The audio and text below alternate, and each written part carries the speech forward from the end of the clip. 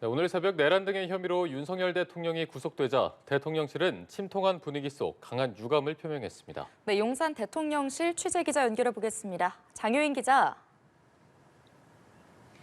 네, 대통령실은 헌정사상 첫 현직 대통령 구속이라는 초유의 사태에 즉각 유감을 표명했습니다. 대통령실 고위 관계자는 다른 야권 정치인들과의 형평성에도 맞지 않는 결과라면서 사법부의 공정성에 대한 국민적 신뢰를 떨어뜨리게 되지 않을까 우려된다고 밝혔습니다. 여기서 다른 야권 정치인들은 이재명 더불어민주당 대표와 조국 전 조국혁신당 대표를 겨냥한 걸로 풀이됩니다.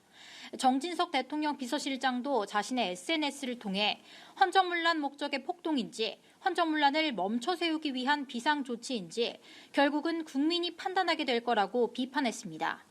대통령실은 조금 전 오전 9시부터 정 비서실장 주재로 수석 비서관 회의를 열고 윤 대통령 구속에 따른 앞으로의 대응 방안을 논의하고 있습니다. 도널드 트럼프 미국 신행정부가 출범을 앞둔 데다 북한의 미사일 도발 등 외교 안보 과제가 산적한 상황에서 혼란을 최소화하고 최상목 대통령 권한대행을 어떻게 지원할지 검토하는 걸로 보입니다. 윤 대통령 측에서도 강한 반발이 나왔습니다.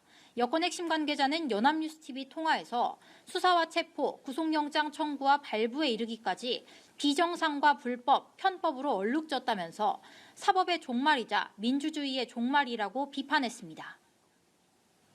네, 장 기자. 그렇다면 앞으로 윤 대통령 경호는 어떻게 이루어지나요? 네, 윤 대통령 경우에 달라지는 점은 없습니다. 구속 수감됐지만 지금도 현직 대통령 신분이어서 윤 대통령에 대한 경호처의 경호 조치는 체포 상태였을 때와 마찬가지로 유지되는 겁니다. 윤 대통령은 체포 기간을 포함해 최대 20일간 구속되는데 현직 대통령이 구속된 경우 어느 수준까지 경호가 제공돼야 할지 정해진 건 없습니다. 경호처는 현재 법무당국과 긴밀히 협의하면서 경호 조치에 돌입한 걸로 알려졌습니다. 앞서 윤 대통령 체포 때는 경호처가 외부 경호를 맡고 내부 경호는 구치소 소속 교도관들이 담당했는데요. 이번에도 크게 다르지 않은 선에서 경호 조치가 이뤄질 전망입니다. 다만 탄핵 찬반 집회가 과열된 만큼 우발적인 상황이 발생할 우려가 있어서 법무당국과 경호처가 협의 채널을 유지하는 한편 더 강화된 경호 조치를 할 걸로 전해졌습니다. 또 앞으로 윤 대통령이 조사나 헌법재판소 출석을 위해서 밖으로 이동할 때는 호송 차량 앞뒤로 경호 차량이 동행할 걸로 보입니다. 용산 대통령실에서 전해드렸습니다.